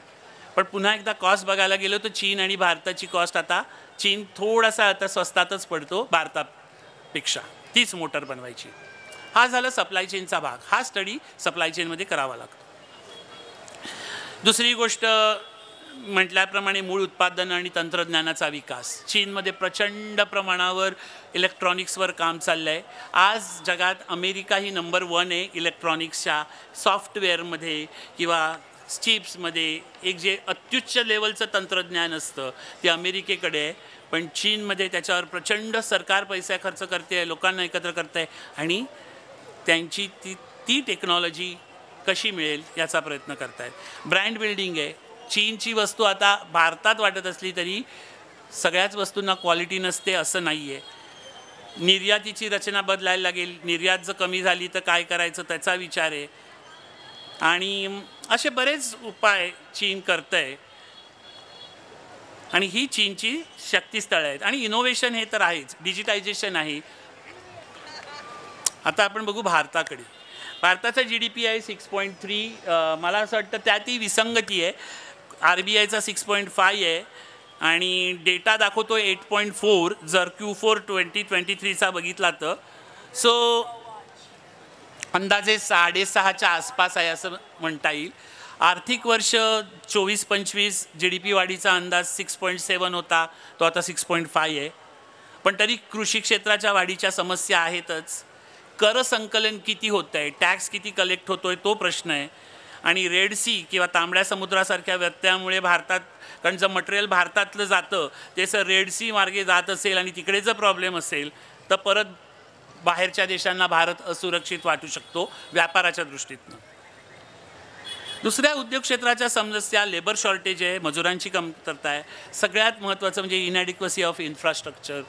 पायाभूत सुविधांचा आपल्याकडे अत्यंत अभाव आहे. स्टील आहे, आपल्याकडे आयर्न ऑक्साईड बनतं, पण एक जर मोटरच बनवायची झाली मला, मोटरसाठी 2 गोष्टी लागतात. एक म्हणजे लॅमिनेशनसाठी लागतं, सिलिकॉन स्टील म्हणतात, आणि दुसरं लागतं का त्याची टोपी, त्या मोटरचं कव्हर, हे असतं ते प्लेटेड स्टील. पण दोन्ही अनफॉर्च्युनेटली आपल्याकडे पाहिजे त्या ग्रेडचे बनत नाहीत. आत्ता फार थोडे बनवायला लागलेत. आणि मोटर ही जगात सगळीकडे जिथे मोशन आहे तिथे मोटर आहे, हे अत्यंत बेसिक आहे. मॅग्नेट ऑटोमोबाईलमध्ये, तुमच्या नाशिकमध्येच एक कारखाना आहे अत्यंत छोटा, ते फार थोडे मॅग्नेट बनवतात. आणि दुसरं हिनोदय आहे पुण्याला. पण ऑटोमोबाईलचे मॅग्नेट्स भारतात बनतच नाहीत. त्याच्यानंतर मालवाहतुकीचे दर आहेत, कच्च्या मालाची कमतरता, हे जे मी आत्ता तुम्हाला सांगितलं, पोर्ट कंजन्शन, बंदरावरची गर्दी, कारण बंदरं सुधारली असली तरी हायवे आणि बंदरं यांना जोडणारे रस्ते कसे आहेत. म्हणजे मी गेल्या 3 महिन्यापूर्वी आलेलो, स्टील मिलसाठीच जायचं होतं. कोरियन स्टील मिल आहे पॉस्को, माणगाव कोकणात आहे. तर माणगावपासून मुंबईला येण्याचा रस्ताही इतका खडबडीत मधनं आहे का त्याच्यावरनं स्टील शीट कशा कॅरी करणार हा प्रश्न आहे. डिजिटलायझेशन पुरेसं नाही आहे आणि आपल्याकडे ज्या स्मॉल स्केल मीडियम स्केल आहेत त्यांना किती ते डिजिटायझेशनला तयार आहेत तो प्रश्न आहे. इकॉनॉमिक अनसर्टनिटी आहे, काही जिओपॉलिटिकल बदल असतील, भूराजकीय बदल आहेत, पर्यावरणाची चिंता तर चायनाप्रमाणे आपल्याला पण आहेच, आणि वर्क कल्चर हा एक आणखी महत्त्वाचा गोष्ट आहे. तर मी भारतातल्या उद्योग क्षेत्रापुढे ह्या आत्ताच्या समस्या आहेत आणि ह्या सगळ्या असताना आता आपल्यापुढे संधी काय आहेत, आव्हानं काय आहेत आणि उपाय काय आहेत. पहिलं म्हणजे मी म्हटलं तसं चीन हे अत्यंत स्वस्तातलं उत्पादनाचं केंद्र आहे. आपल्यासमोरची समस्या चीनचं आव्हान आहे. चीनमध्ये विशेष आर्थिक क्षेत्रात कल्पनातीत क्षमतेने विकसित झालेली कारखानदारी आहे. उत्पादनाच्या व्यापक आकारमानामुळे उत्पादनांचं जी किंमत आहे ती अत्यंत कमी आहे आणि आज भारतीय बाजारपेठांवर चीनी उत्पादनांचा निरंकुश ठसा आहे. तुम्ही कुठल्याही गोष्टीत घ्या, औषध निर्मिती, बाजारपेठ, मोबाईल, लॅपटॉप्स, सुटे भाग, सौर ऊर्जेसाठी लागणारे घटक, आपलं चीनवर अवलंबित्व प्रचंड आहे.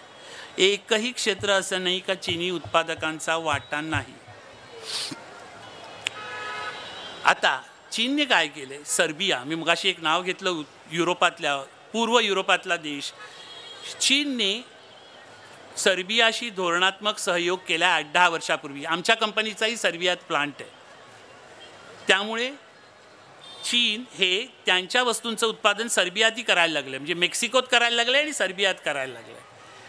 चीनने भारताच्या शेजारच्या राष्ट्रात गुंतवणूक केली आहे, त्याबद्दल बोलायलाच नको, आपल्याला माहिती आहे. पाकिस्तान, मालदीव, बांगलादेश, नेपाळ या सर्व देशांबद्दल.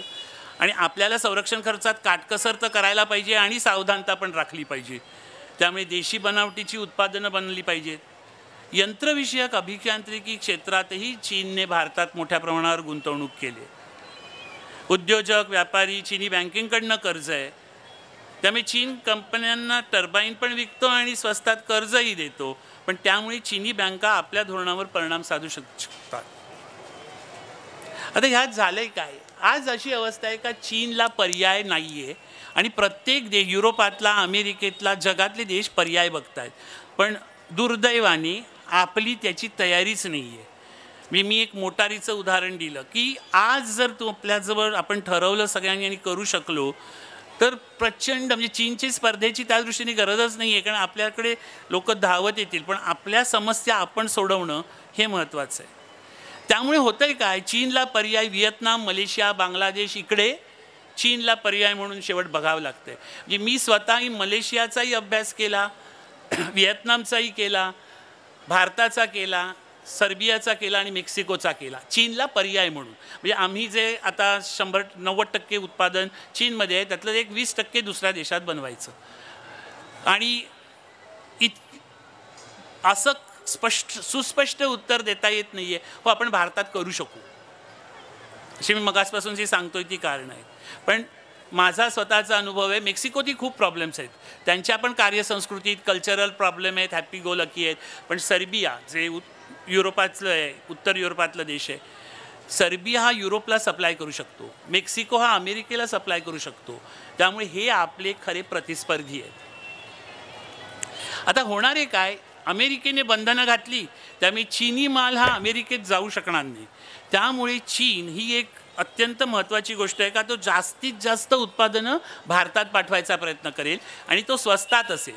त्यामुळे आपण एखाद्या वर्तमानपत्रावरनं हो मी चीनी फटाके फोडणार नाही, चीनी काय आकाशकंदील लावणार नाही, पण ते आपल्या पूर्ण अर्थव्यवस्थेत त्याचा वाटा इतका नगण्य आहे. त्यामुळे हा मुद्दा समजून घेणं जरुरीचं आहे. त्यामुळे आपल्याला महागाईचा तडका बसू शकेल, चीनी वस्तू इथे येऊ शकतील आणि आपल्या देशात न विकसित झालेली स्थानिक कारखानदारी आहे त्याच्यावर उपाय शोधायला लागेल. अनेक मर्यादा आहेत, कच्चे दुवे आहेत, पण त्यासाठी चीनी ध्येय धोरणाचा आढावा घेण्याची गरज आहे. चीनने काय केलं? जेव्हा मी हे बोलणार होतो आजचं भाषण, तेव्हा श्रीकांत सर बोलले का चीनकडनं काय शिकावं आपण, याविषयी आम्ही चर्चा करत होतो. पण चीनी उत्पादनं स्वस्त काय आहेत, ती कशी आहेत, त्यांचं उद्योग विश्व किती काम करतं, ते कसं करतं, याचा उपाय करून अमेरिकेलाही आत्ता अमेरिका थोडं करायला लागले. अमेरिकेलाही फारसं यश आलेलं नाही आहे, पण आपल्यालाही तेवढं यश आलं नाही. त्यामुळे चीनपेक्षा अधिक स्वस्त दर्जेदार उत्पादनाची हमी देणारी बाजारपेठ आणि त्या बाजारपेठेची व्यवस्था हे निर्माण केली तर आपल्याला, भारतालाही त्यात डोमेस्टिक डिमांड आहेच, आपली स्थानिक मागणी आहेच आणि परदेशी, हे दोन्ही करू शकू. त्यामुळे चीनच्या अधिकारशाहीला उत्तर देण्याचा एकमेव उपाय आहे तो म्हणजे कारखानदारी, कार्यसंस्कृती, वर्क कल्चर आणि उत्पादकता म्हणजे प्रॉडक्टिव्हिटी. आणि यासाठी चीनला समजून घेण्याची गरज आहे. म्हणजे मी नेहमी म्हणतो चीनला का समजून घ्या. चीनचा जगाकडे बघण्याचा दृष्टिकोन, त्यांचं नेतृत्व करण्याची अभिलाषा, साम्राज्यवादी प्रवृत्ती हे माहिती आहे, सगळ्यांनाच माहिती, चीनने पण लपवलं नाही आहे. पण त्यातनं आपण कसं त्याला उत्तर द्यायचं हे चीन समजून घेतल्याशिवाय चीनचं वागणं समजणार नाही. आणि चीनशी संबंध कसे ठेवायचे यात अडचणी भरपूर आहेत. आकार, चीनचाही आकार मोठा आहे. म्हणजे भारतात एखादा आला आणि 4 दिवस मुंबईत राहिला, नाशिकला राहिला, दिल्ली राहिला तरी भारत समजलं असं होत नाही. म्हणजे मी स्वतः 50 वर्ष भारतात सप्लायरसाठी अगदी वरपासून खालपर्यंत फिरलो आहे. 1000 कारखान्यांचं ऑडिट केलं असेल वेगवेगळ्या कमोडिटीच्या, तरीही दरवेळेस भारत नवीन दिसतो. तर चीनसारखा म्हणजे एखाद्या चीनच्या बाहेरच्या माणसाला चीन समजून घेणं हे सोपं नाही. भाषेचा प्रॉब्लेम मी बोललो, राजकारण वेगळं आहे, सरकारी नियम आणि बंधनं, त्यांचे जे कोर्टाचे नियम आहेत ते वेगळे आहेत. संस्कृती, माझ्या मते आशियाई संस्कृतीत खूप काही साम्य आहेत, परदेशी लोकांना संस्कृती पूर्णच वेगळी आहे. चीन स्वतःला एक वेगळं करतो बघतो, त्यामुळे त्याचं आयसोलेशन आहे आणि टेक्नॉलॉजी, तंत्रज्ञान आहे. पण हा महत्त्वाचा प्रश्न आहे, चीन हा आपल्याला नेहमीच पडणारा शत्रू आहे का शेजारी आहे? पण त्याचं उत्तर पुन्हा एकदा येतं कारखानदारीतनं द्यावं. तर चीन समजून घ्यायला मी शेवटाकडे येतो. हे मी काही काढलेली, मी तेव्हा चीनी विद्यार्थ्यांबरोबर चर्चा केली. आपल्याला वेळ नाही आहे पण फार मजेशीर त्यांची उत्तरं होती. चीनी सहकारी माझ्या घरी यायचे, कारण मी जेव्हा चीनी कंपनीत काम करायला लागलेलो किंवा इवन अमेरिकन कंपनीत जेव्हा शांघायला काम करायचो तर 54 माणसं चीनी आणि मी एकटा भारतीय असं आणि मी त्यांचा प्रमुख होतो. त्यामुळे त्यांच्याशी वागणं त्यात खूप काही शिकायला मिळालेलं. सहकारी ऑफिसमध्ये आणि अगदी आम्ही पार्कमध्येही जायचो. चीनी सहकाऱ्यांबरोबर कितीतरी वेळा मी पार्ट्या केल्या आहेत, पिकनिक केल्या आहेत. इव्हन वार्षिक सोहळा जो असतो ॲन्युअल डिनर, तेव्हा बॉलिवूडवर आम्ही कार्यक्रम पण सादर केला आहे. परत येऊया गौतम बुद्धाकडे. आज बुद्ध पौर्णिमा आहे. भारतातनं बुद्ध चीनमध्ये गेला, बुद्धाला फार मान आहे. इव्हन भारतीयांना देखील, म्हणजे शांघायमध्ये ते म्हणायचे इंडियन इक्वल टू इंटेलिजंट. त्यामुळे हा आपल्याला जर सामान्य लोकांत केलं तर भारतीयांबद्दल हा एक आदर आहे जो मला जाणवायचा. तर आज गौतम बुद्धाची बुद्ध पौर्णिमा आहे. चीनमध्ये धर्म बुद्धाचा मानतात, ठिकठिकाणी पॅगोडा आहेत. आणि ही आहे शांघायची आकाशरेषा. शेशे म्हणजे धन्यवाद, झायजियान म्हणजे पुन्हा भेटूया. राम राम राम राम. नमस्कार.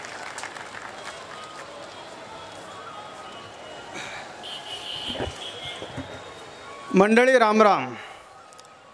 आजची पौर्णिमा, संत वाहते गोदामाई आणि आकाशातला चंद्र. मनोजजी, चीनच्या उंबरठ्यावरून वसंत व्याख्यानमालेच्या श्रोत्यांना आपण खुर्चीवर बसल्या बसल्या हाँगकाँग फिरून आणलं, चायना फिरून आणलं आणि रसिकांच्या चेहऱ्याकडे बघितल्यानंतर एक अवघड विषय आपण इतका सुटसुटीत आणि सोपा करून दाखवला. रसिक श्रोत्यांच्या वतीने आणि वसंत व्याख्यानमालेच्या वतीने आपले खूप खूप आभार. आजचं जे व्याख्यान होतं स्वर्गीय कांताबाईन रसिकलाल शाह यांच्या स्मृतिप्रित्यर्थ आजचं 23वे व्याख्यान होतं. आज व्यासपीठावरती मुकुंदजी भट, बॉस कंपनीचे महत्त्वाचे अधिकारी, त्यानंतर सह्याद्री फार्माचे तुषारजी नांदगावकर, श्रोत्यांमध्ये सेवानिवृत्त पोलीस अधिकारी हरीशजी बैजल सर, या सर्वांचे आभार.